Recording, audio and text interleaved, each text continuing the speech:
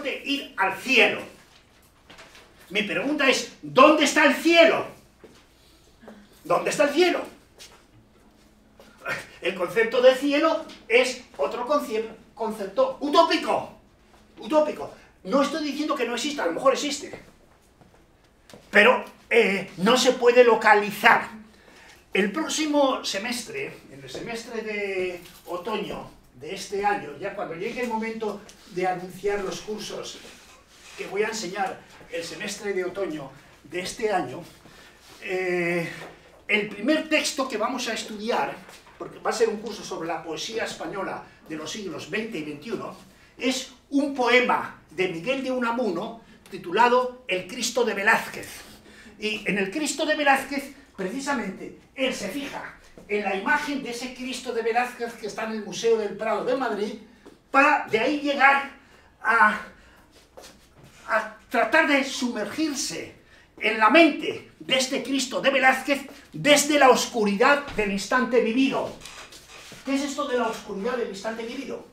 O sea, frente a la utopía, uno no ve. En el momento actual no vemos ese futuro, sobre todo si es un futuro utópico, que es la situación en la que nos encontramos la mayoría de nosotros cuando padecemos un estado de ensoñación, la oscuridad del instante vivido, pero que mira a un futuro que no tiene lugar, es utópico.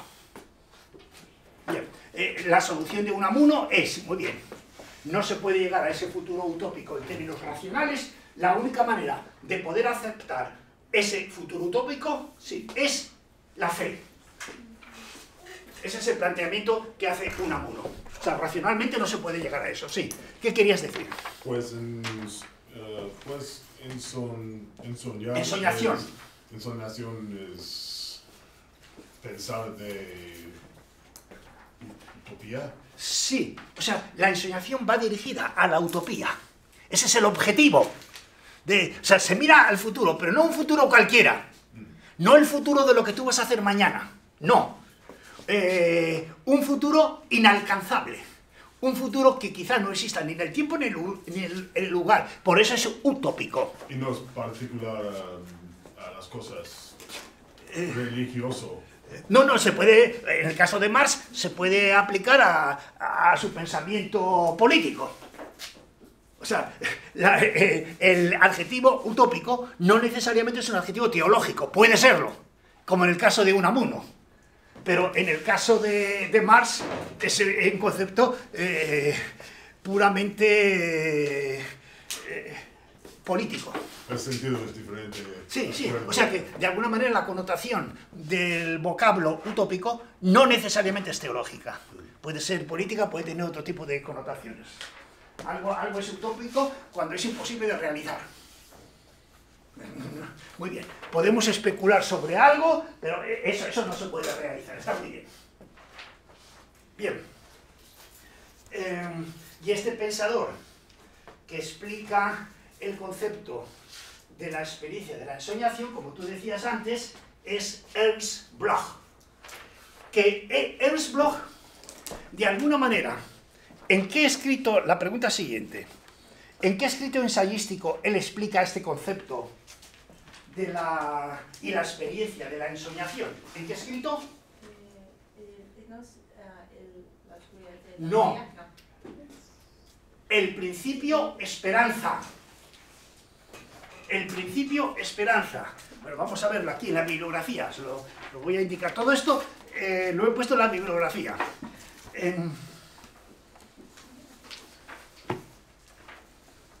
La página 348.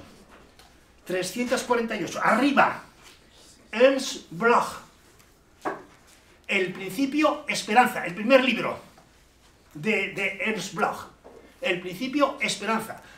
Bueno, pues Ernst Bloch combina, era un pensador marxista, pero al mismo tiempo cristiano. Combina el concepto marxista de la sociedad sin clases con el concepto y la experiencia cristiana del cielo. Es muy curioso esto de Ernst Bloch.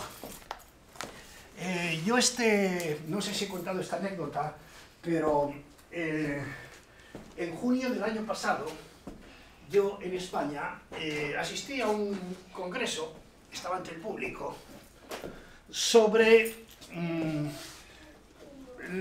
temas religiosos en la literatura.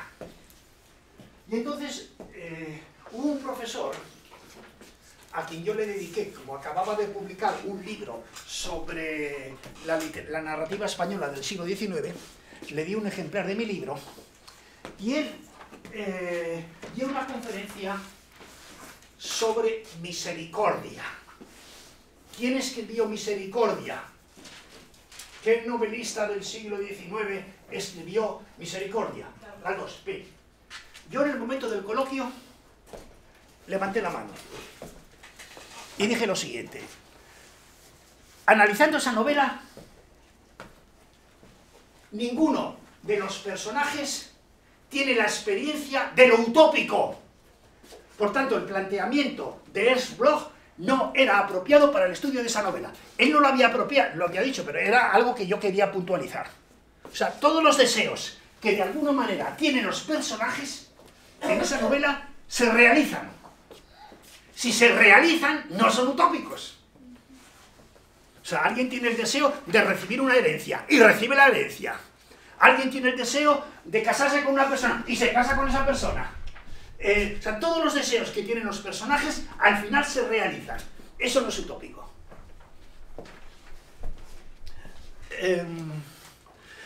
Claro, se podría decir aquí también que los deseos que tiene el doctor Romano en Presentimientos y los deseos que tienen los allegados y parientes también se realizan.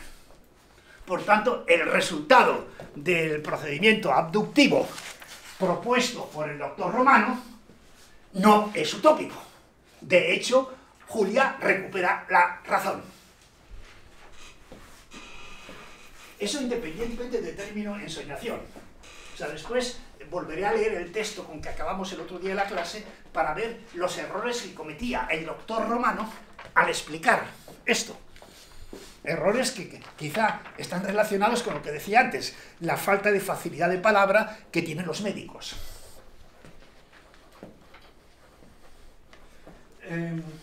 Bueno, hay un pensador español que trata de estos conceptos de ensoñación y estudia el pensamiento de Ernst Bloch.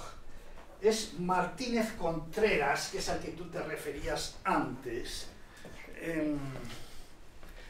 En la página 358 del libro, arriba hay un libro de Javier Martínez Contreras titulado Las huellas de lo oscuro. El oscuro, o sea, la oscuridad afecta a la situación existencial del que está experimentando una ensoñación, algo que no tiene. Bueno, tengo que decir sobre esto es un estudio sobre el pensamiento y la filosofía de Ernst Bloch. Martínez Contreras es un profesor de filosofía de la Universidad de Deusto. ¿Dónde está la Universidad de Deusto? Es una universidad privada de los padres jesuitas que se encuentra. ¿Dónde está la Universidad de Deusto? En una de las zonas periféricas de la ciudad de Bilbao. Entonces, cuando salió publicado este libro, yo inmediatamente lo estudié. O sea, lo voy a explicar después con más detalle. Trato de estar al día en lo que a mi especialización y a mis investigaciones se refiere. Por tanto, incluso este mismo libro, Desgarramientos existenciales, que se publicó hace 2 años, el año 2016, ya, después voy a poner un ejemplo, lo voy a actualizar. Voy a añadir algo, sobre todo al estudiar presentimientos, que no lo he incluido aquí, porque en 2 años se han producido nuevos avances teóricos. Bien, entonces, cuando salió publicado Las huellas del oscuro de Martínez Contreras, yo estudié ese libro, publiqué un artículo y demás, y cuando ese profesor de la Universidad de Deusto estaba solicitando un ascenso académico en esa universidad, se puso en contacto conmigo. Se enteró, yo nunca lo conocía, se enteró de que yo había escrito ese artículo y me pidió que escribiera una carta de apoyo para que él recibiera el ascenso que estaba solicitando. Esto nos pasa a los profesores con frecuencia. Recibimos solicitudes de diversas instituciones o profesores para apoyarnos mutuamente. Y recuerdo que en el caso de Martínez Contreras, al cual yo no lo conocía, ni tampoco lo conozco personalmente, pero yo le ayudé a conseguir ese ascenso que entonces necesitaba. ¿Por qué digo esto? Porque el otro día en clase, en los 2 minutos que nos quedan para acabar esta primera parte de la clase de hoy, yo mencioné a María Elósegui, que también es profesora de Filosofía del Derecho en la Universidad de Zaragoza. ¿Qué dije de ella? ¿Qué dije de María Elósegui? Que fue nombrada por una posición muy importante en el ministerio. ¿Cuál es el nombre de la No sabes cuál es el nombre. Bien, esa es la respuesta a la pregunta 10ª, que después del descanso la haremos. Sí, bueno, para una institución europea muy... ¿Y qué? ¿Qué ha pasado? Había muchos críticos. Muy bien. Muchos críticos, pero le criticaban los posicionamientos de ella. Pero es que esta última semana, ha aparecido una crítica que dicen... O sea, ¿por qué dije yo aquí en clase que María Elósegui había conseguido ese puesto? ¿Cuáles eran sus méritos? Su currículum vitae. Ella presentó un currículum vitae muy impresionante. Entonces, basándose en el currículum vitae, le dieron ese puesto. La primera mujer española en ese tribunal europeo. Entonces, esta semana han aparecido artículos de que María Elósegui ha falsificado su currículum.